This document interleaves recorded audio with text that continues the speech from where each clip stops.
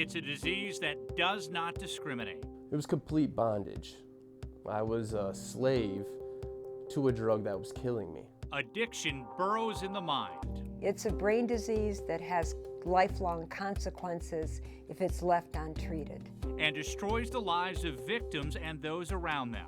Prevention is a strong defense. Having your kiddos involved in things at school, having a good connection at school, community connections. But victims caught in the addiction cycle are left feeling like there is no way out. I just knew that I didn't have any more chances. Tonight, in a News Channel 3 Addicted Michigan special, amid the darkness, we bring light.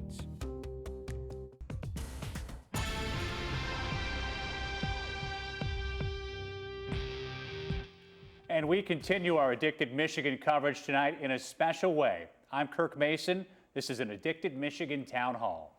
I'm Alexis Burdine. For nearly 6 months, I've been diving into how addiction impacts our community. Through conversations with addicts, experts, and officials, News Channel 3 goes beyond the data and into the heads and hearts of those fighting addiction. The Centers for Disease Control and Prevention says more people are turning to heroin as their drug of choice. The greatest increases are among groups with historically low usage rates, women, people with higher incomes, and those with private insurance. The latest CDC data shows 5 out of every 100,000 Americans die from a heroin-related overdose each year.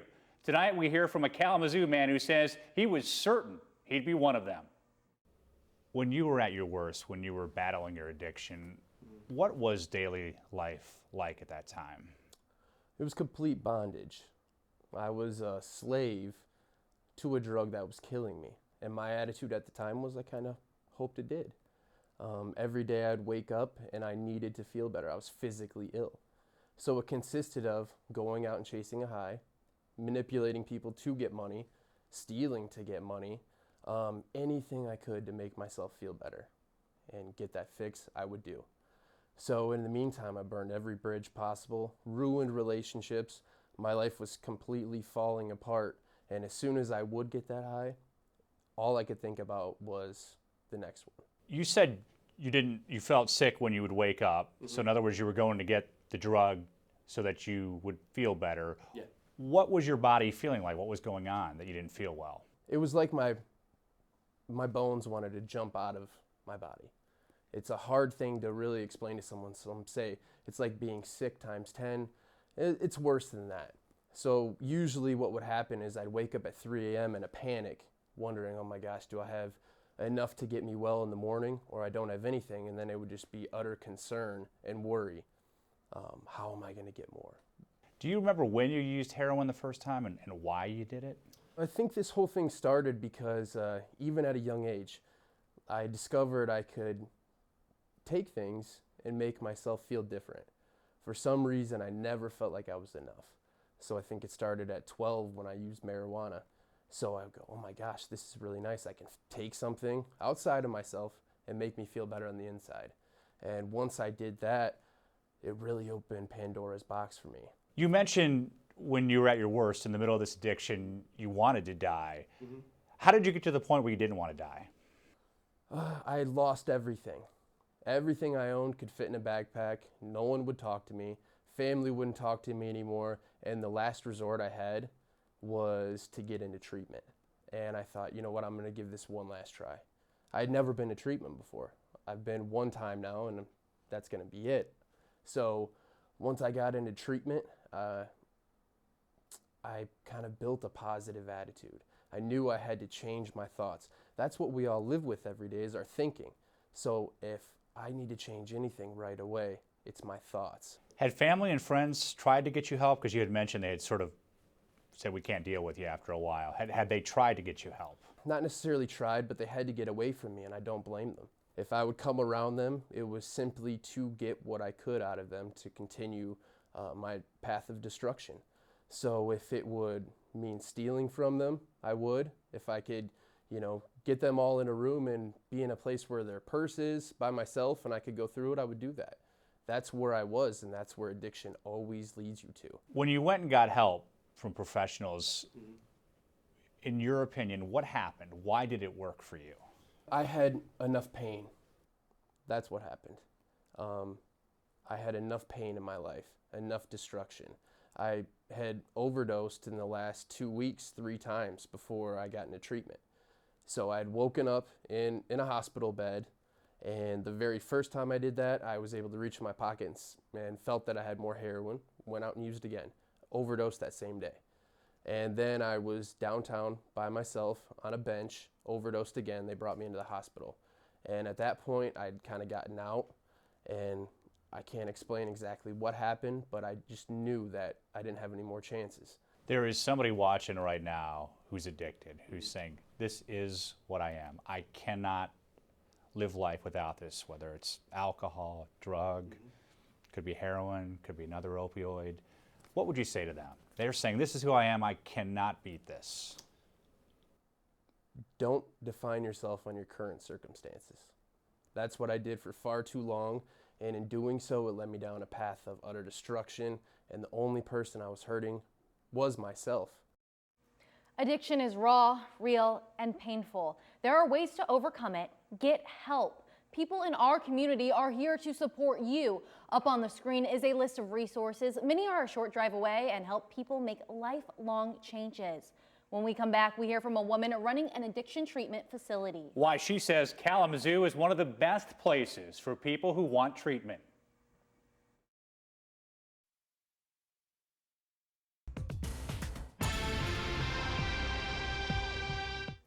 The National Survey on Drug Use and Health shows alcohol is the most commonly abused substance in the U.S. In Michigan, it's no different. In some cases, it's worse. Michigan ranks 10th in the nation for excessive drinking, a behavior experts say is often linked to alcoholism. State data shows nearly 30% of Michigan adults binge drink.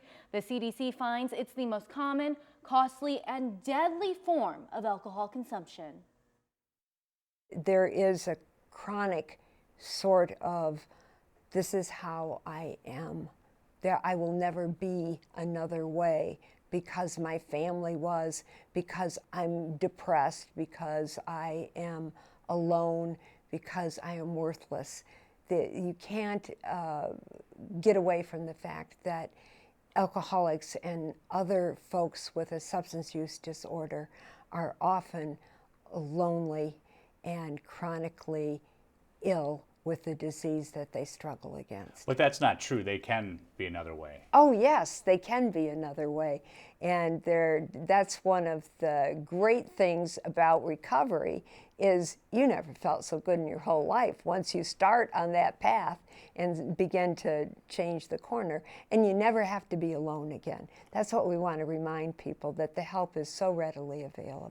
People have bad nights. You think of it most commonly with alcohol, where they drink too much and maybe do something they wish they hadn't, but it can happen with drugs too. Doesn't necessarily mean they're addicted. I guess my question is, how do you know when someone is truly battling an addiction? Well, it's probably a result of, how did that work out for you? What are the longer lasting impacts of that?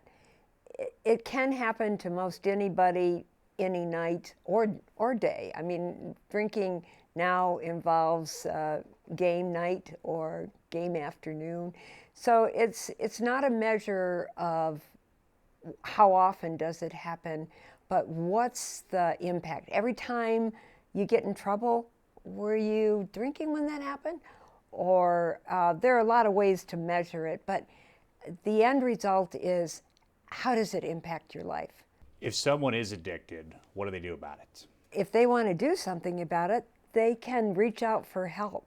It's a serious brain disease is the bottom line. It's a brain disease that has lifelong consequences if it's left untreated. And the treatment is available throughout our great state, especially in Kalamazoo, I think.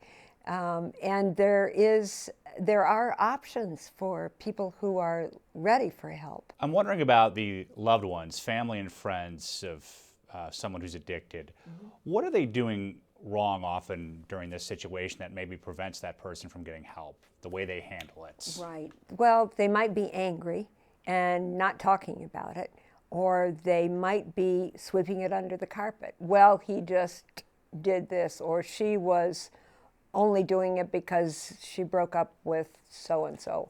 All kinds of examples of making something up so it doesn't look as bad as it was. And people don't really, it's not an easy topic to talk about. But eventually, if family members start to see that things are deteriorating, it's time to talk. And don't wait until it's really bad.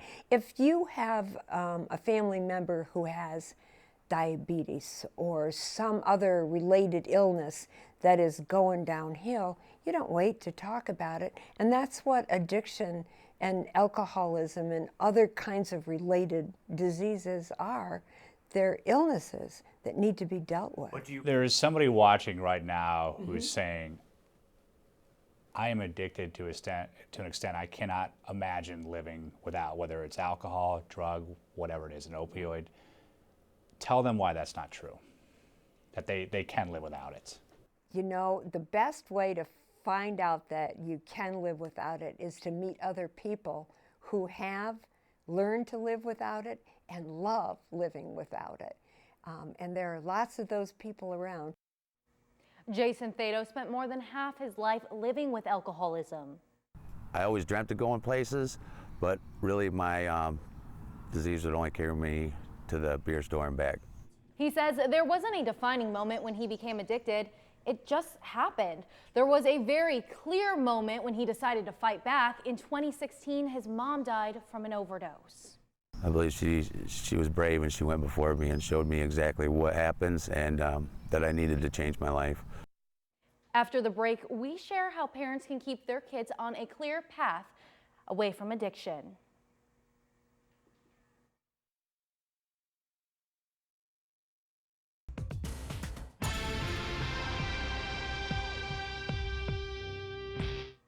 American addiction centers say kids and teens are more likely to resist addiction treatment. Even with help, there's no guarantee a teen living with addiction will successfully transition into adulthood. Next, we hear from an expert who says parents should educate kids about addiction before they run into issues. When we talk about prevention, what we're really talking about is increasing the good stuff, the protective factors, and trying to decrease the risk factors, the bad stuff. So anything a parent can do to make sure that there's more good things than bad things is going to really put a dent in that cycle of addiction or the chance that anyone can become addicted.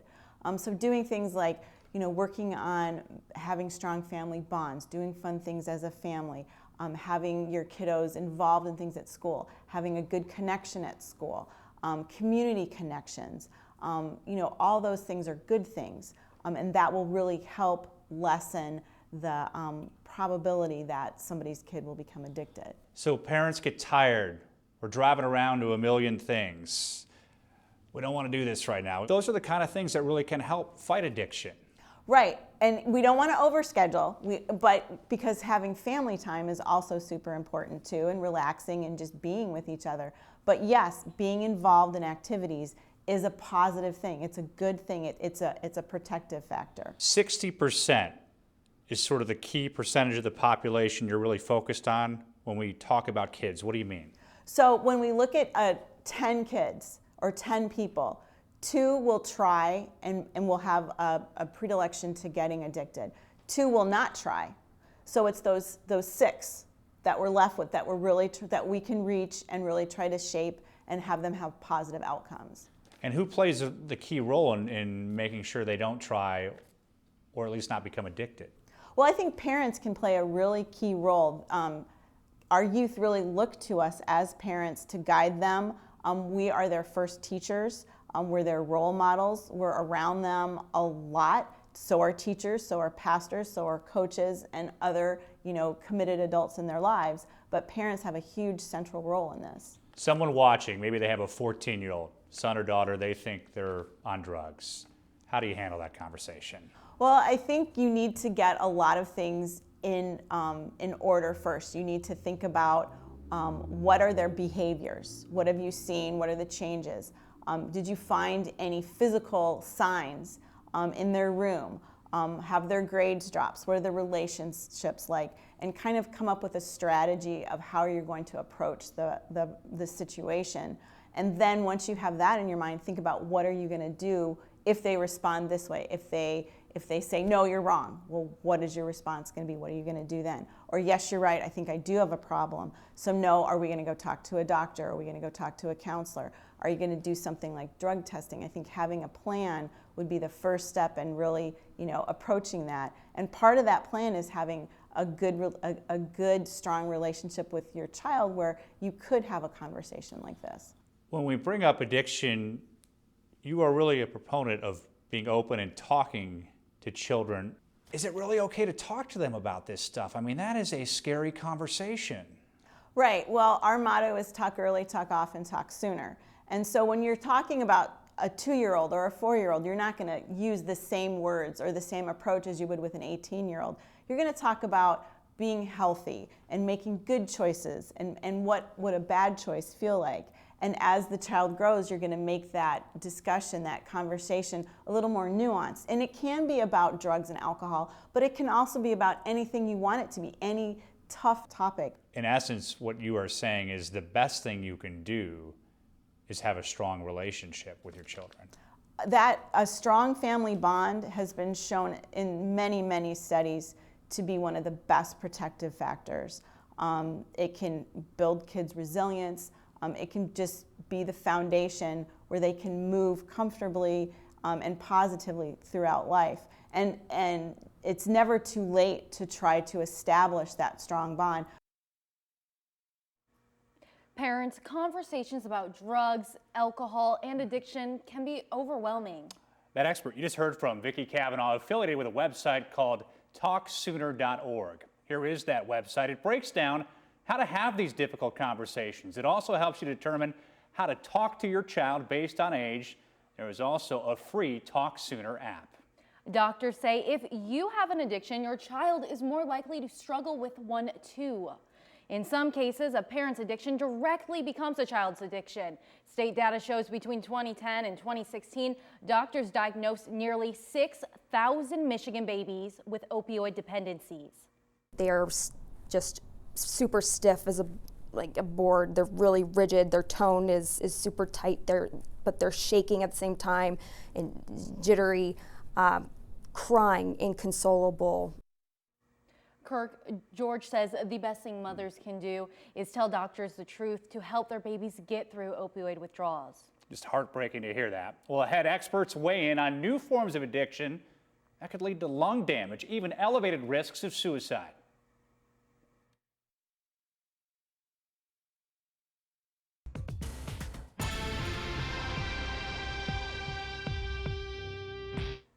Addiction can take on many different forms. We've talked a lot about drugs and alcohol, but those aren't the only addictions. Through months of reporting, we've learned what experts are saying about social media use, smartphones, and vaping.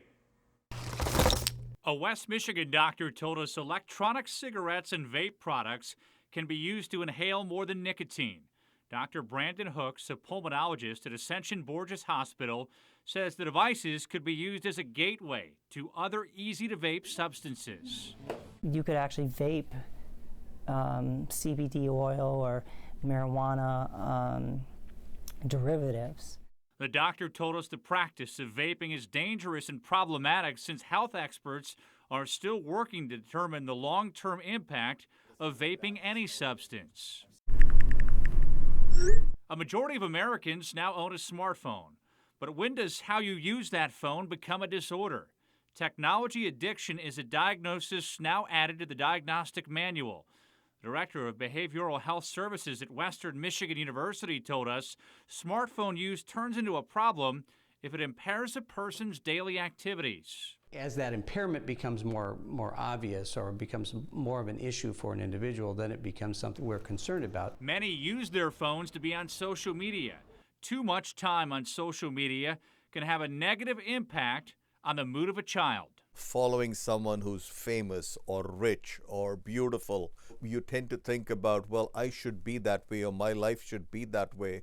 And if it is not, it might contribute to low self-esteem. Doug Crawford, the director of curriculum at Protect Young Eyes, told us if 13 to 17-year-olds are spending 5 hours or more a day on social media, The suicide rates in the demographic doubles compared to those who are on social media 1 hour a day.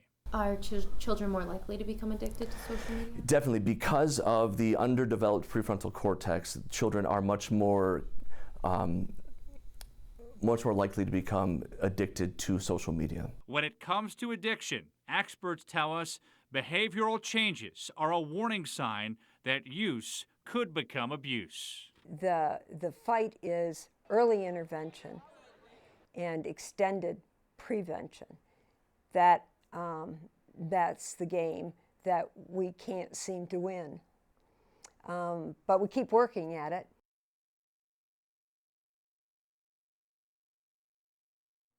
Addiction can impact anyone, from the richest to the poorest, students with the best grades or the worst, people with good jobs, lots of friends, and a lifestyle that on the surface seems healthy. Experts tell me, let's try something new. As a community, consider dealing with mental health issues right away. For those of you already living with addiction, West Michigan is filled with people and organizations who genuinely care. Every recovering and recovered addict I've spoken with tells me it's the sense of support and resources throughout our community, helping them fight back. West Michigan has many resources for people in need. Just take a look at your screen. Information on how to reach out to these organizations is at WWMT.com. This is just the beginning of our Addicted Michigan coverage. Thank you for pulling up a seat and joining us for this important discussion.